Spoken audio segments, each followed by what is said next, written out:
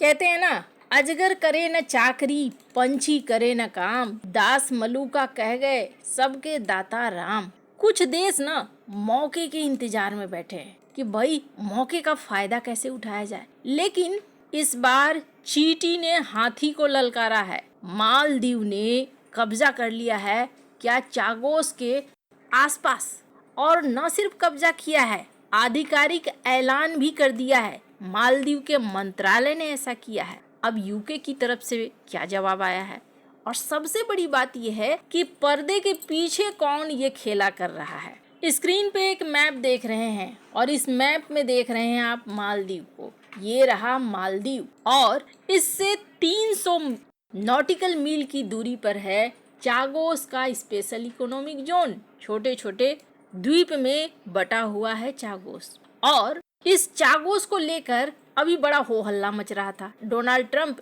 एक बार कहते हैं यूके को कि भैया ये तुम्हारा एकदम महामूर्खता वाला फैसला है। फिर कीर स्टारमर फोन करते हैं डोनाल्ड ट्रंप को, बदल जाते हैं डोनाल्ड ट्रंप और कहते हैं ना जी, तुम्हारा तो ये सबसे बढ़िया फैसला है। इसका मतलब ये हो गया कि चलो मुझे कोई डील से समस्या नहीं है, डील तुम्हारी जारी रहेगी, कैंसिल नहीं होगी। अब इसी बीच मुइजू साहब उठकर आते हैं और कहते हैं कि सुनो ट्रंप, ये डील मेरे साथ कर लो, मॉरिशस को मत दो ये चागोस, मुझे दे दो चागोस, और बदले में मैं तुम्हें ये कहूंगा कि तुम जितनी मर्जी बेस बना लो, जब तक रहना चाहो रहो, तुम्हारे डिएगो गार्सिया को किसी तरह का कोई नुकसान नहीं होगा। ये एकदम खुल्लम खुल्ला डील है। अब से कुछ समय पहले अमेरिका के भी एक सांसद ने इस बात को कहा था कि चागोस को ना मॉरिशस को देने के बजाय यूके को बेच देना चाहिए चागोस को अमेरिका को। अब इस बीच मालदीव की रक्षा मंत्रालय, इन्होंने एक पोस्ट किया है, स्क्रीन पर आप देख सकते हैं।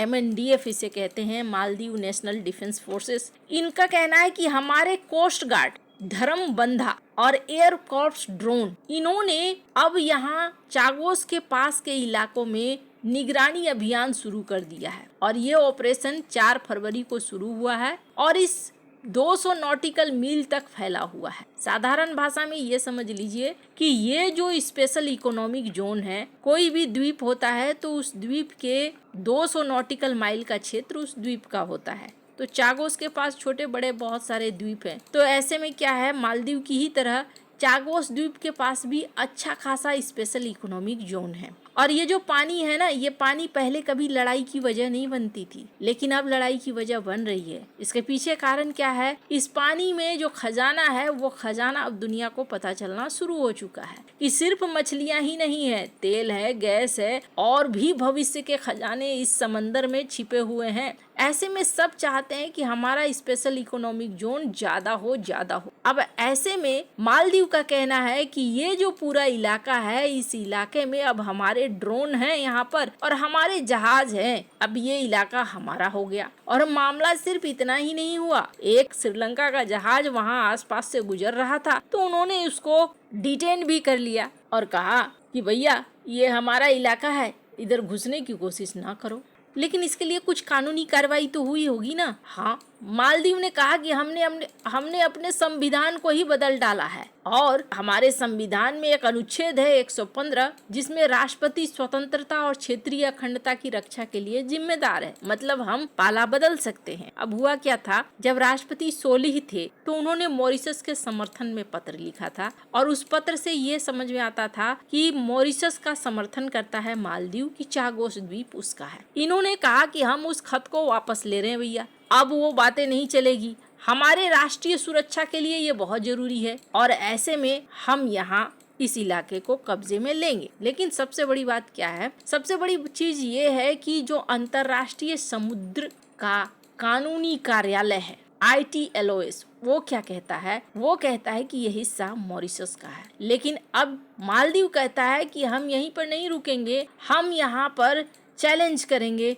इसे कोर्ट में भी। इन्होंने जो फैसला लिया है, बहुत बड़ा समुद्री इलाके को इन्होंने दे दिया है मॉरिशस को, 45,331 वर्ग किलोमीटर का नुकसान कराया है और ये हम नहीं सह सकते हैं। हमें तो इतना बड़ा इलाका चाहिए ही चाहिए। हालांकि आपको बता दूं, इससे पहले मालदीव ने 2 चिट्ठी भी लिखा था ब्रिटिश सरकार को, लेकिन उस समय ब्रिटिश सरकार की तरफ से कोई रिएक्शन निकल कर सामने नहीं आया। अब पहला सवाल आपके मन में आएगा, जब इसने ऐसा कहा तो यूके ने क्या कहा? यूके ने कहा कि तुम्हारा यहाँ कोई काम नहीं है, ये तुम्हारा मामला नहीं है। मॉरिशस का और मेरा चागोस में हम ही दोनों हैं जो आमने सामने हैं, इसलिए ये बकवास का कोई मतलब नहीं बनता है। लेकिन इस तरीके से जहाज भेज देना और फिर दूसरे के जहाजों को घुसने नहीं देना, इसका क्या मतलब? पहली बात आपको बता दूं, अगर मॉरिशस की बात आती है, चागोस की बात आती है, तो भारत का नाम भी आता है। भारत जो मॉरिशस को मदद कर रहा है चागोस के आसपास के इलाकों को सुरक्षित रखने के लिए, यानी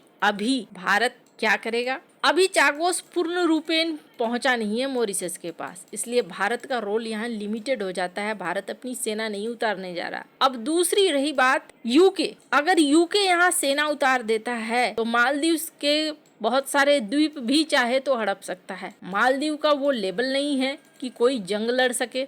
फिर मुइजू ने ऐसे कदम क्यों उठा लिए?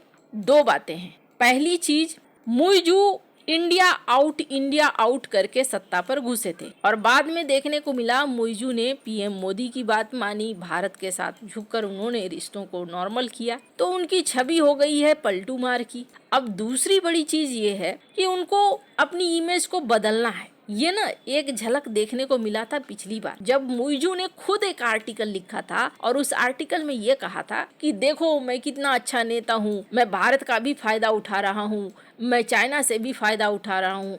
बिल्कुल ये बात उन्होंने कही थी। स्क्रीन पर इस आर्टिकल को देखिए, भारत और चीन दोनों का फायदा उठा रहा है मालदीव, ये मुइजू ने कहा था ब्रिटिश अखबार टेलीग्राफ में एक आर्टिकल लिख के। तो मुइजू इसे एक मौके की तरह देख रहे हैं, जिस मौके में वो चाह रहे हैं कि अपने देश की जनता को ये दिखलाएं कि देखो मेरे पास शेर वाला जिगरा है और मैं यूके यूएस को चैलेंज कर रहा हूँ कि भाई मैं तो चागोस का ये द्वीप लेकर रहूंगा। क्या इसके पीछे अमेरिका हो सकता है? अमेरिका को ना इतना लंबा चौड़ा गेम बुनने की जरूरत नहीं पड़ेगी। यूके को 2 बार हड़काएगा तो यूके चागोस थाली में लेकर पहुंच जाएगा। तो अमेरिका का रोल तो यहाँ नहीं दिखता है। लेकिन हाँ, मालदीव का ये जरूर दिख रहा है कि मालदीव चाहता है, मुइजू खासकर चाहते हैं अपने देश के अंदर अपनी छवि को बहुत ज्यादा मजबूत करना। और जहाँ तक ये जो तामझाम लगा है, 4 कोस्ट गार्ड के शिप, छोटे छोटे ड्रोन, ये कुछ समय तक रहेंगे और फिर वहां से भागेंगे।